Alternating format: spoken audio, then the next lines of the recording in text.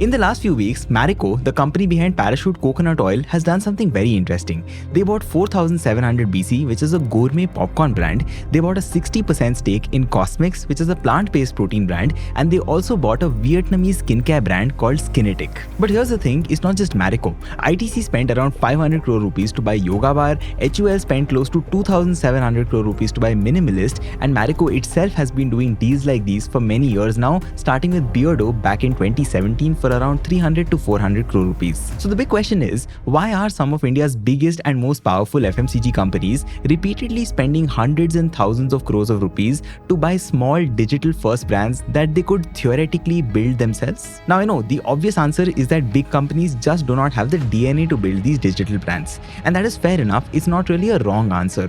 But I personally think that is incomplete.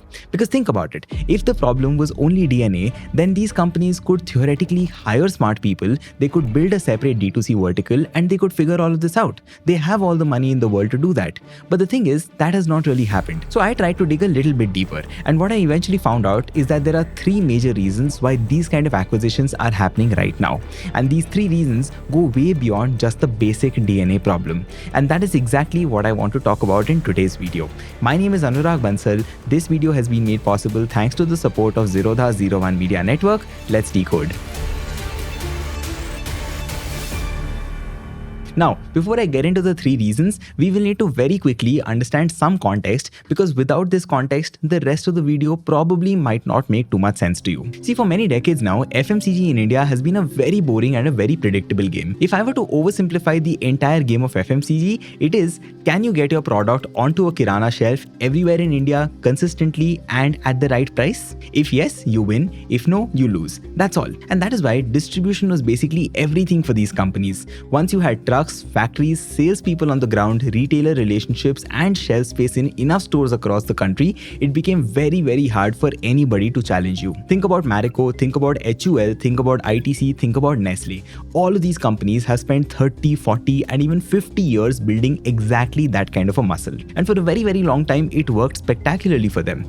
But then something started to change. And that brings me to reason number one. Think about it this way. When you want to buy a particular product, like let's say for example, a protein supplement or maybe even a biscuit, what do? Now 10 years ago, you would do the obvious. You would go to a store, you would look at the shelf, you would pick something up and then you would go home, right? But today, a large and growing number of people do not just do that. They actually open applications like Blinkit, Zepto, Swiggy, Instamart, etc. or they open e-commerce apps like Flipkart or Amazon.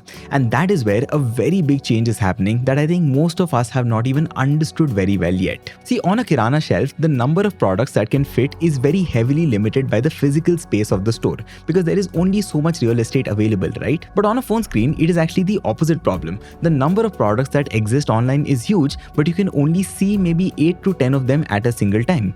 So the small screen becomes the real estate that brands now fight for instead of shelves in a physical kirana store.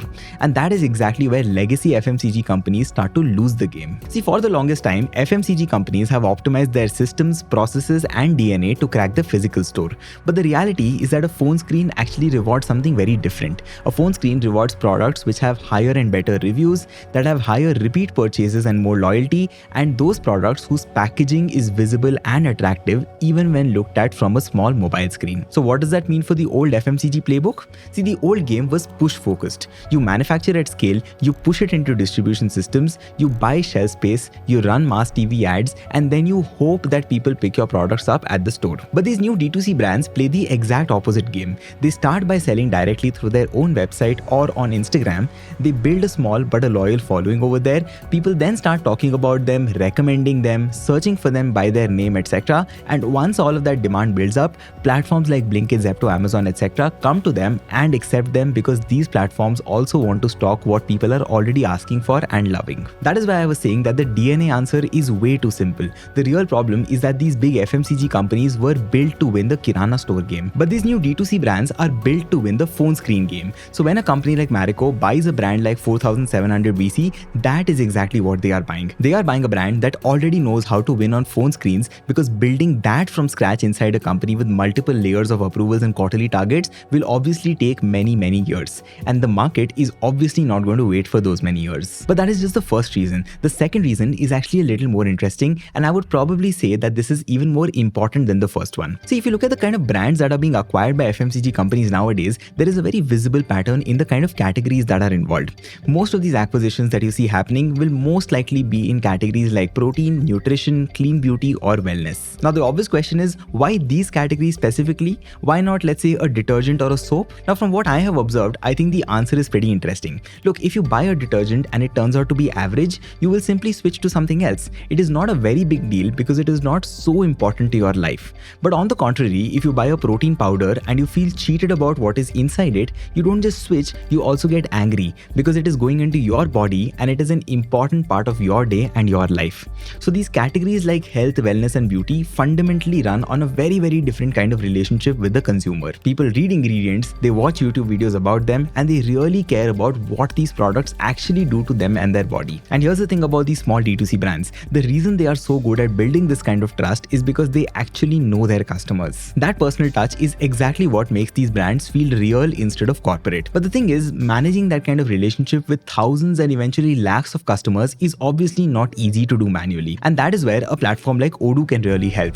Odoo's CRM application puts the customer right at the center of everything that you do. So for example, if someone reaches out to you through your website or your email, Odoo automatically creates a new opportunity for you. You get a clean visual pipeline where every lead is laid out as a card with all the important details like contact information, priority level, expected revenue, and so on. And you can simply drag and move these cards from one stage to the next as things keep progressing. All your communication, whether it is internal or with the consumer, happens from one single place. So you always have the full history of every conversation right there. You can schedule calls, meetings, follow-ups, everything is tracked and centralized.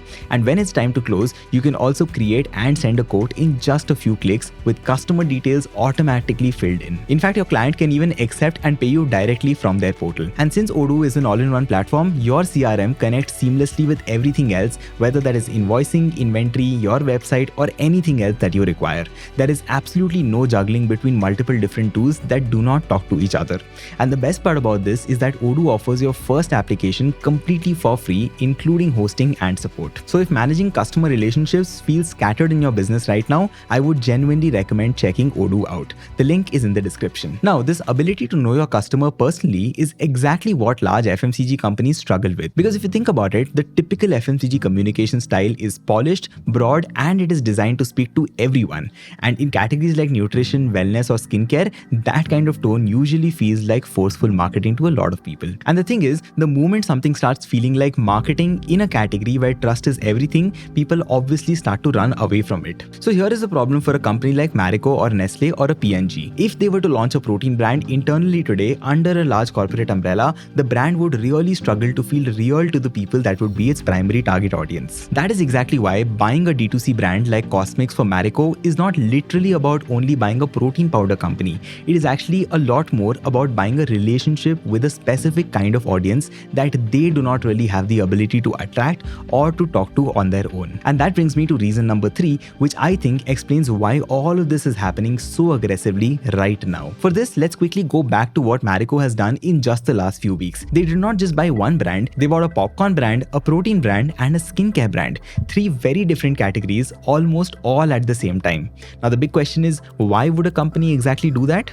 Because if they were trying to enter just say the protein market, they would probably buy one brand and focus on it, correct? But that's not what is happening over here. The reality is that Marico's core business, which are products like Parachute coconut hair oil and Saffola cooking oil, are slowing down. See, these are mature categories and the growth rate here is very slow, and obviously their investors and management are now asking the most obvious question, which is, where exactly is the next growth going to come from? Now the honest answer here is that nobody can for sure say which of these new categories will become the next big thing. Will it be protein, will it be clean beauty, or will it be gourmet snacking? It is obviously very hard to predict for sure. And that is exactly why a company like Marico is not just placing one bet, they are placing multiple smaller bets across multiple categories. The thinking is very simple. Even if 2 out of their 5 bets do not work out, the ones that do work out can create massive value and wealth for the company. And by the way, this is not just Marico. If you look at ITC, HUL and even Tata Consumer Products, they are all doing pretty much the same thing. They are all buying across different categories because nobody really wants to be that company which waited so long that they eventually ended up missing the next big opportunity. Now the thing is, on paper, all of this sounds like a great strategy, and honestly, it probably also is. But there is one big catch that I don't think gets talked about enough. See, buying is the easier part. It is what happens after that which is really hard. See, if you think about it, the entire reason why people love small brands is because they do not feel like a big company made them. They feel personal and they feel like somebody actually cared while building them. But when a large FMCG company takes over, that feeling can very quickly go away. Because if the larger FMCG company starts changing the product to protect their margins, early customers start to take notice. Similarly, if they push too hard into mass distribution without really being careful, the brand stops feeling special to the early consumers. And once all of that happens, the trust goes away. And if the trust goes away, then why did the FMCG company even buy the D2C brand? And that is exactly why, if you look at how all of these deals are structured, most of them are phased out buyouts and not immediate ones. For example, Marico did not buy 100% of Cosmix immediately. They bought a majority stake, they kept the founders within the brand, and they have a provision that they will slowly increase ownership over time and phase the founders out. That is exactly how ITC also structured its deal with Yogabar a couple of years ago. So the biggest question right now is not whether these companies can buy brands. They obviously can because they have the money. The bigger question is whether they can scale these brands without really killing what made them special in the first place. Because here is what has really changed. Earlier, distribution used to create trust because if your product was available everywhere, people assumed that it was reliable. But now it actually works the other way around. Trust creates distribution. If people trust your brand, they search for it by name, and that pulls the product into distribution automatically. And that exact reversal is why I think FMCG companies are in a race to buy D2C brands like crazy right now. That's all I have in this video. If you have ever bought one of these brands, do let me know honestly in the comments. Do you really care who owns them? For example, if tomorrow your favorite clean label brand gets bought out by a big FMCG company, does it really change anything for you? Do let me know your thoughts in the comments and I would love to have a chat. I'll see you in the next one. Bye bye.